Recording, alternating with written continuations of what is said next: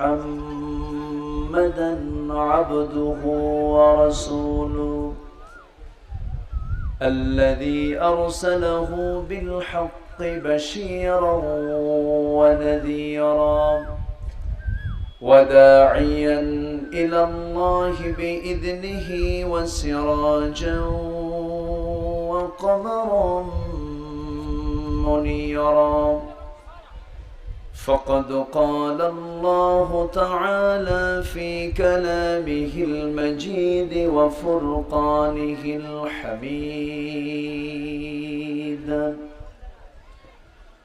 أعوذ بالله من الشيطان الرجيم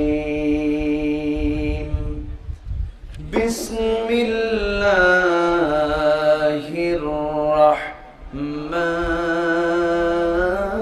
الرحمن الرحيم فخلف من بعدهم خلف أضاعوا الصلاة واتبعوا الشهوات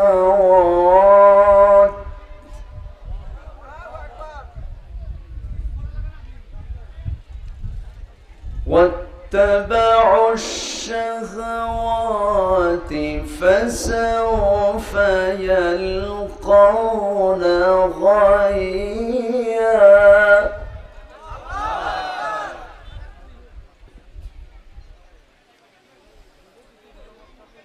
إلا من تاب وآمن وعمل صالحا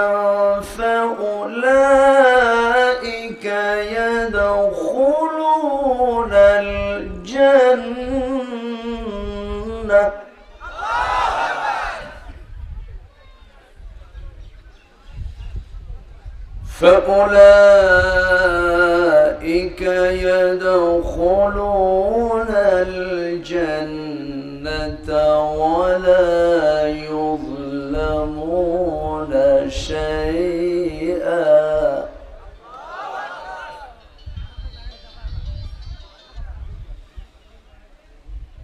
جنات عدن التي وعد الرحمن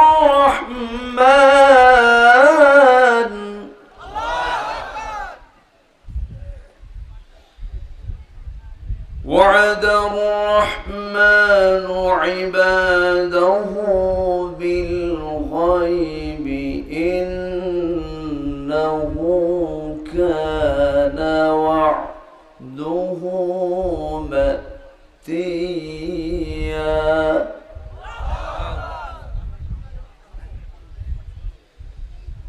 الله أكبر بسم الله الرحمن الرحيم إن الله وملائكته يصلون على النبي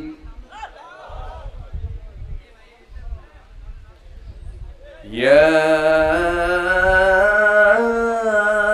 أيها الذين آمنوا صلوا عليه وسلموا تسليما اللهم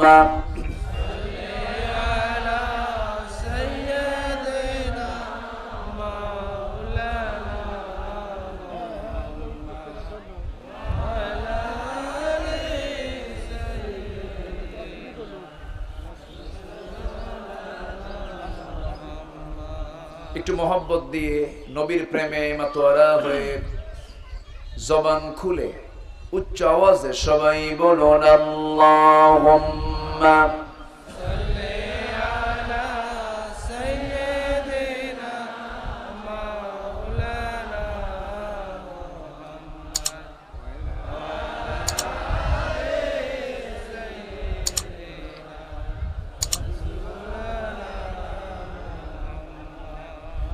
জীবনে কখনো তুমি মিথ্যা বলনি, তাই তো তোমায় পেতে কাঁদে ধরণী, কাঁদে ধরণী। তোমারই মতো নেতা পেতে, তোমারই মতো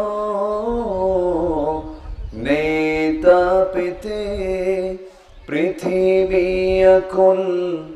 হে রাসূল, হে রাসূল, আল্লাহুম্মা সাল্লি আলা সাইয়্যিদিনা মাওলানা মুহাম্মদ ওয়া আলা আলি।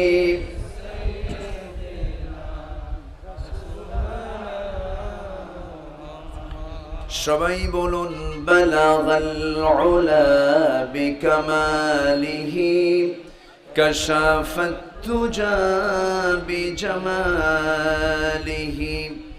হাসনাত জামিউ খিসালিহি।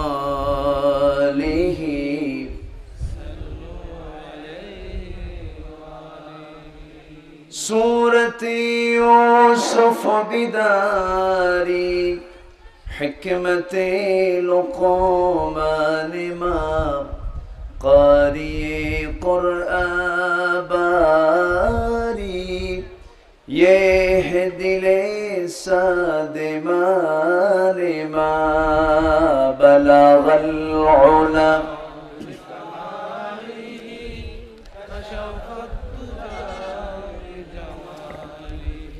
حسنت جميع خصاله.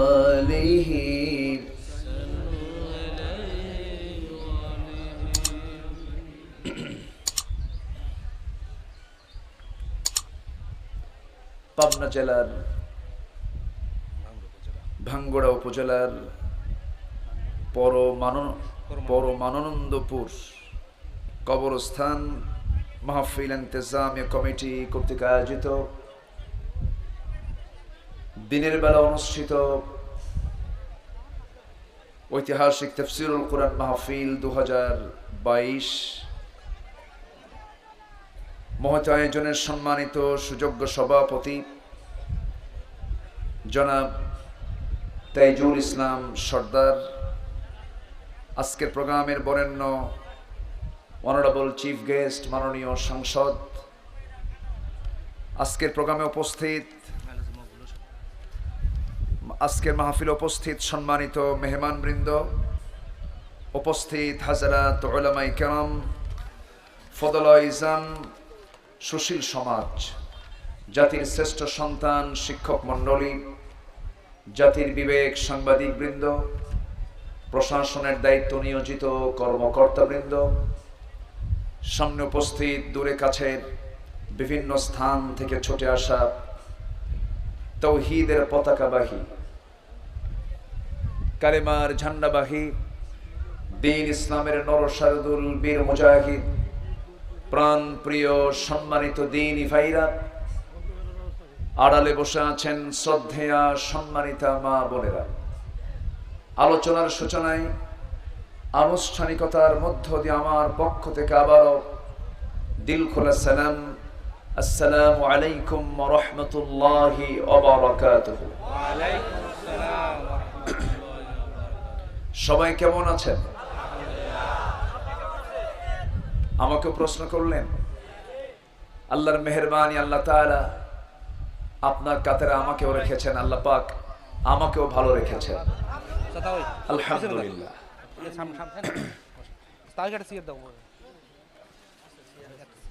জি বসো।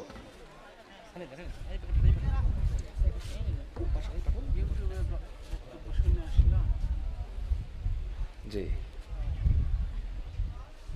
সারাদিনের সকল কাজকর্মকে স্থগিত করে স্ব কর্মক্ষেত্রকে আজকে স্থগিত করে আমরা কোরআন শোনাটাকে খুব জরুরি মনে করে আমরা যারা এমন একটি জান্নাতের টুকরা আসতে পেরেছি, বসতে পেরেছি, এমন সুযোগ যে মনিব করে দিলেন, সেই মহান জাল্লা শানুর দরবারে আমরা সবাই লাখ কোটি সাজুদ শুকর আদায় করছি। মুহাব্বাতান জোরালো কণ্ঠে বলে উঠছি আলহামদুলিল্লাহ। আবারও বলছে আলহামদুলিল্লাহ। চিৎকার মেরে বলছে আল্লাহুম্মা ইন্নী আসআলুকা আল হুদা ওয়াত তুকা ওয়াল আফাফা ওয়াল গিনা। সবাই বলি আল্লাহুম্মা লাকা আসলামতু ওয়া বিকা আমানতু ওয়া আলাইকা তাওয়াক্কালতু ওয়া ইলাইকা আনাবতু ওয়া বিকা খাসামতু। আমরা আল্লাহ তাআলার শুকর আদায় করে নিলাম। সম্মানিত হাজিরিন, আমি ফিল করছি আপনাদের খুব কষ্ট হচ্ছে, প্রচন্ড গরম, ঘর্মাক্ত দেহ নিয়ে বসে আছেন। এই যে কষ্ট, এই কষ্টের পুরস্কার আছে না নেই?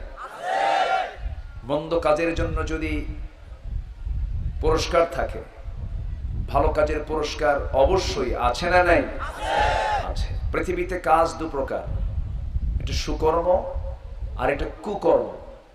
একটা ভালো কাজ, একটা মন্দ কাজ, একটা হালাল আর একটা হারাম, একটা বৈধ আর একটা অবৈধ, একটা প্রহিবিটেড আর একটা লেজিটিমেট, একটা সত্য আর একটা অসত্য।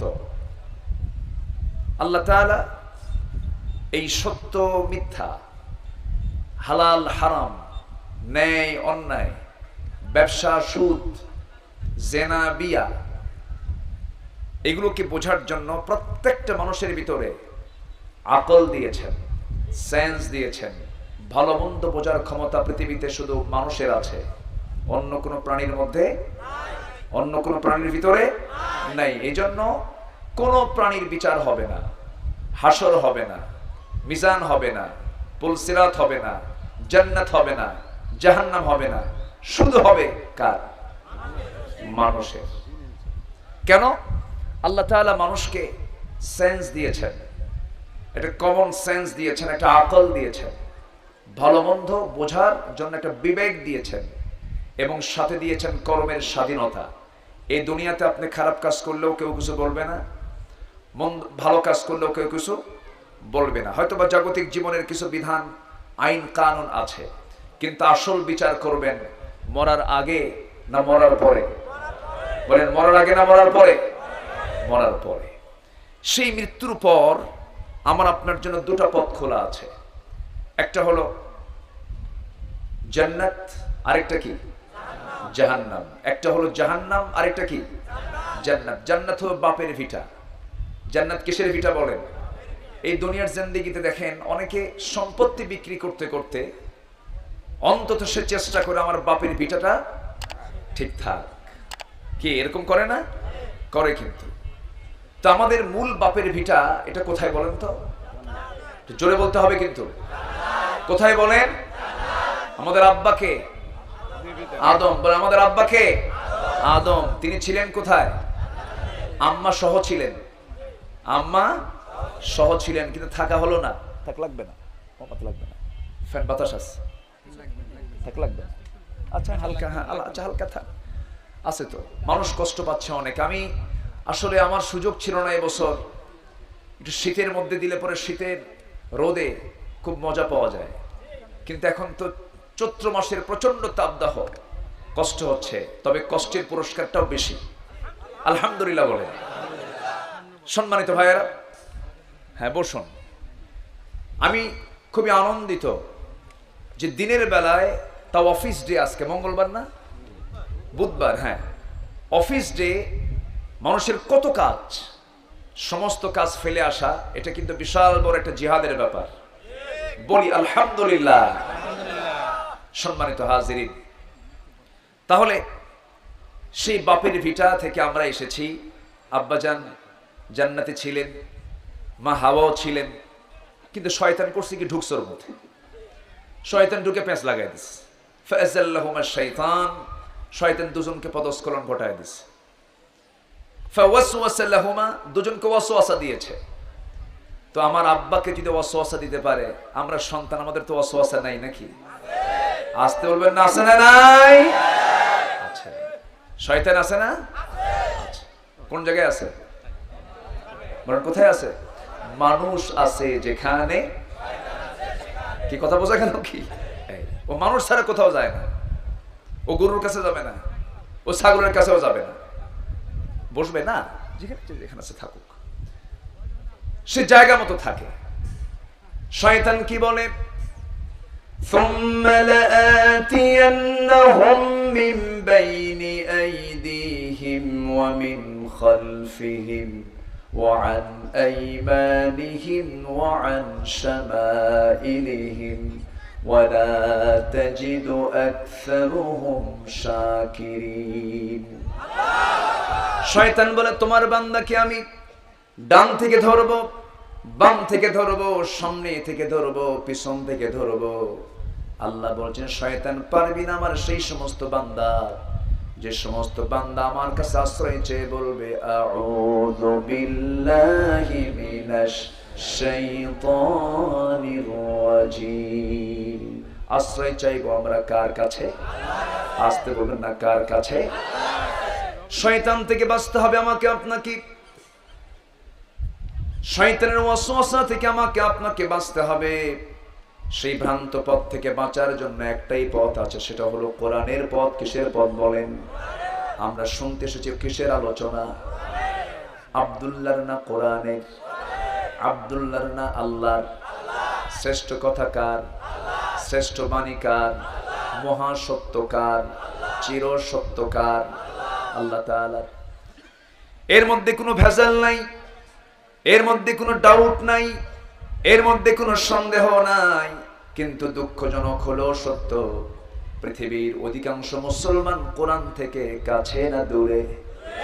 আসতে বলবেন না, কাছে না দূরে? শুধু দূরে না, অনেক দূরে, অনেক দূরে।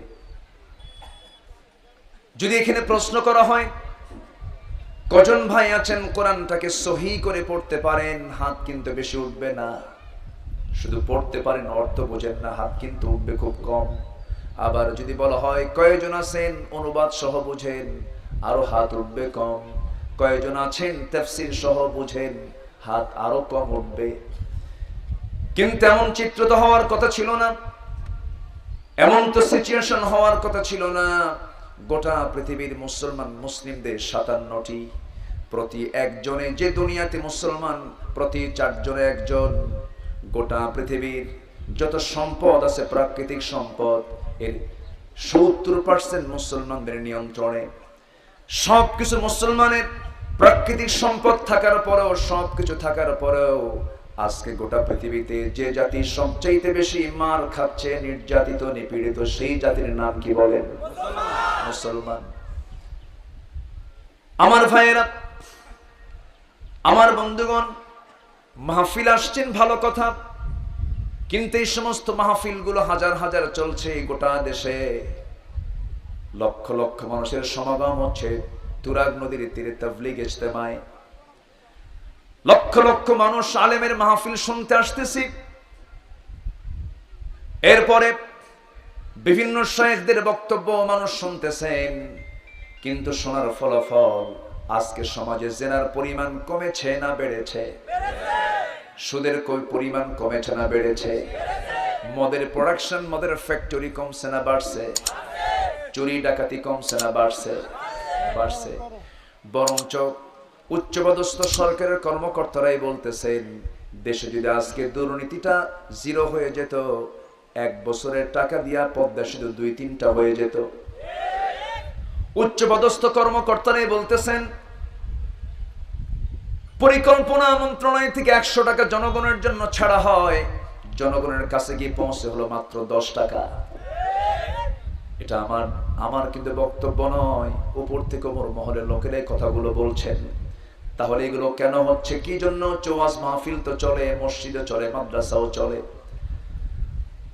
আলেম ওলামারা বয়ান করে যাচ্ছেন, এখান থেকে একটা বিষয় স্পষ্ট হয়ে যাচ্ছে, শুধুমাত্র ওয়াজ চললেই হবে না, শুধু মাদ্রাসা বাড়ালেই হবে না, মসজিদ বাড়ালেই হবে না, কোনো ব্যক্তি কেন্দ্রিক চিন্তা করলেই হবে না। আমার নবীজির বয়স টোটাল ছিল 63 বছর। কত বছর বলে? 63 বছর 9 ঘন্টা। 63 বছর 9 ঘন্টা। মোবাইল যদি কারো থাকে দয়া করে বন্ধ করবেন, রিংগার টোন অফ করে দিবেন, এটা খুব ডিস্টার্ব, এটা মাথায় রাখবেন। 63 বছর 9 ঘন্টা। এই 63 বছর 9 ঘন্টার ভিতরে আমার নবীজির ম্যাক্সিমাম টাইম চলে গেছে তার নবুয়ত পেতে। কত বছর? 40 বছর। আমার বন্ধুগণ মাত্র বেঁচে ছিলেন 63 বছর 9 ঘন্টা, কিন্তু আমার নবীজি এই জীবনে তিনি বিফল না সফল? ব্যর্থ না মহা সফল? মহা সফল হয়েছেন তিনি। 40 বছর পর্যন্ত আমার নবীজি চেষ্টা যে করেন নাই তাও না। নবীজির বয়স যখন 17 বছর। কত বছর? 17 বছর। 17 বছর বয়সে তিনি কি করলেন? হালফুল ফুজুল গঠন করলেন। ইয়া মাশারাশ শাবাব, যুবকদেরকে এক জায়গায় টানলেন, মদ বন্ধ করতে চাইলেন, জেনা বন্ধ করতে চাইলেন। বিশেষভাবে তিনি উদ্যোগ গ্রহণ করলেন। রাসূলকে সবাই মোহাব্বত করে, সবাই ভালোবাসে, কারণ নবীর চেহারার দিকে তাকালে কেউ চোখটা ফিরাতে পারতো না, কারণ আমার নবীর চেহারা এত সুন্দর ছিল, আকাশের চাঁদে কালিমা ছিল, কিন্তু আমার নবীর চেহারায় কোনো কালিমা নাই। এত সুন্দর চেহারার মানুষ ছিলেন, সুন্দর চরিত্র তার ছিল। মক্কার কুরাইশদের কোনো ক্লেম 40 বছর পর্যন্ত ছিল না। আমার নবীজি এত সুন্দর চরিত্রের একটা মানুষ ছিলেন। সেই নবীজি 40 বছর পর্যন্ত চেষ্টা করেছেন, পারেন নাই। আমার রাসূল ব্যক্তি রাসূল ছিলেন, সেই সময় ব্যক্তি মুহাম্মদ ছিলেন, কিন্তু ব্যক্তির সেই সময় রাসূল হন নাই। 40 বছর চেষ্টা করেও পারলেন না। কেন? এই জন্য পারলেন না কারণ শুধুমাত্র ব্যক্তি বিশেষ দিয়ে সমাজে বিপ্লব হবে না, একটা কনস্টিটিউশন লাগবে, একটা সংবিধান লাগবে। সেটা আসতে হবে কার পক্ষ থেকে? আসতে হবে কার পক্ষ থেকে? সূর্য চালানকে, চন্দ্র চালানকে, আকাশ চালানকে, সাত সমুদ্র চালানকে, গোটা দুনিয়া চালানকে, সমুদ্রের সমস্ত প্রাণী চালানকে, সমস্ত বন জঙ্গলের প্রাণীগুলো চালানকে? সে আল্লাহর পক্ষ থেকে সংবিধান আসতে হবে। নবীজি 40 বছর পর্যন্ত চেষ্টা করলেন, কিন্তু পারেন নাই। কেন পারেন নাই? কি জন্য পারেন নাই? আপনি নদীতে মাছ মারতে গেলেন, এখানে কি নদী আছে? কুমারী, গুমানি। আচ্ছা, গুমানি, বড়াল, বিভিন্ন নদী আছে। নদীতে মাছ মারতে গেলেন, মাছ মারতে গিয়া প্রচুর মাছ আপনার জালে ধরা পড়লো, কিন্তু মাছটা রাখার জন্য যে পাত্র তার নাম কি? খালই। আচ্ছা, খালই। খালয়ের মধ্যে আপনি মাছ তুললেন, ভরে ভরে মাছ তুললেন, কিন্তু খালয়ের তলা নাই। কি নাই? কি নাই? তলা নাই। হাজারো চেষ্টা করবেন, মাছ আপনি ধরলেন, জাল ভরে ভরে মাছ তুললেন, কিন্তু তলা নাই, মাছ থাকবে না, সব মাছ নিচ দিয়ে পড়ে যাবে। তেমনি আমার নবীজি বহু চেষ্টা করেছেন 40 বছর ব্যক্তি মুহাম্মদ হিসাবে, কিন্তু পারেন নাই। কেন পারেন নাই? কি জন্য পারেন নাই? তলা ছিল না।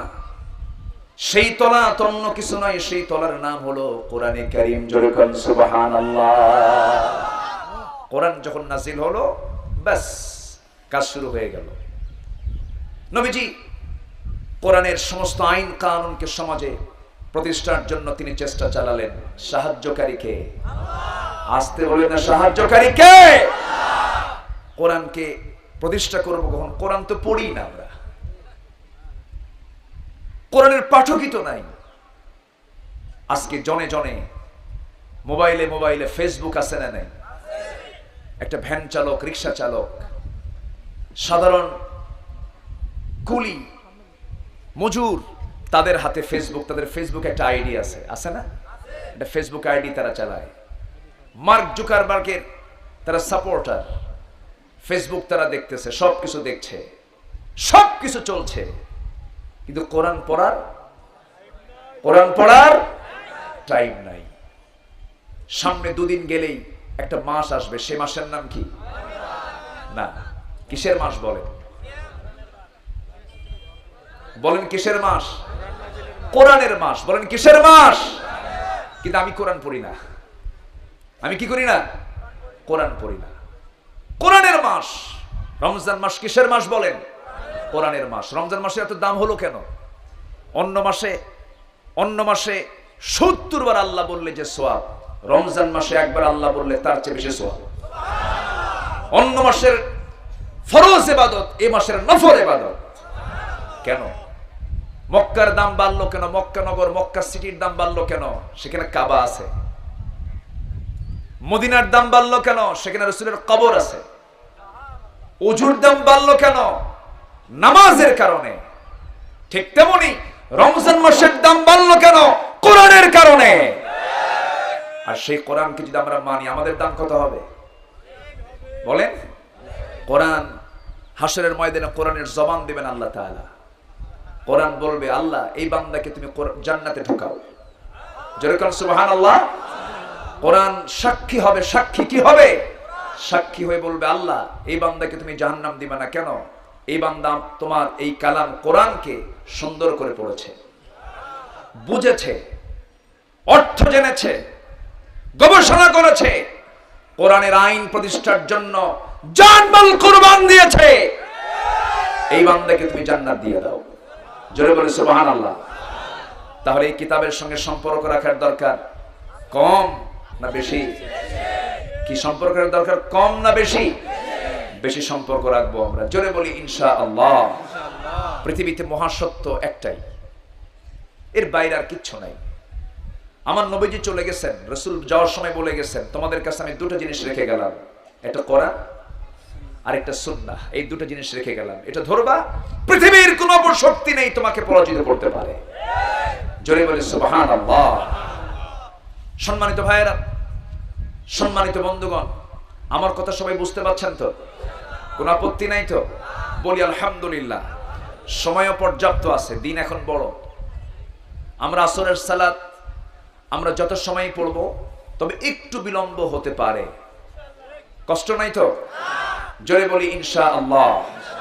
পাবনা জেলাতে আমার এটাই আজকের প্রথম মাহফিল। পাবনা জেলায় এক সময় পাবনাতে আমি প্রচুর মাহফিল করেছি। পাবনার দারুল আমান ট্রাস্ট শুরু করে, দারুল আমান ট্রাস্ট থেকে শুরু করে নিয়ে পাবনার যত বড় মাহফিল, সমস্ত মাহফিল আমার যাওয়া আছে। কিন্তু বছর চারেক হলো আসার সুযোগও হয় না, আবার কিছু মহল আছে আসতেও দেয় না। তবে না, আমি কাউকে কোনো গালমন্দ করব না। তবে একটা বিষয়, সেটা হলো যদি কেউ চক্রান্ত করেন কোরআন নিয়ে, যদি কেউ চক্রান্ত করেন কোরআনের জ্ঞানী যারা আলেমকে নিয়ে, ইতিহাসের রাস্তা করে আপনারাই নিক্ষিপ্ত হবেন। আসতে বলবেন না, জোরে বলুন ঠিক কিনা? মদের বোতল আলেমরা হাতে নিয়ে থাকে না, জেনার সেঞ্চুরি আলেমদের ইতিহাসে নাই। সম্মানিত ভাইয়েরা, সম্মানিত বন্ধুগণ, সমাজের শ্রেষ্ঠ সন্তান কোরআনকে আপনি প্রশ্ন করুন।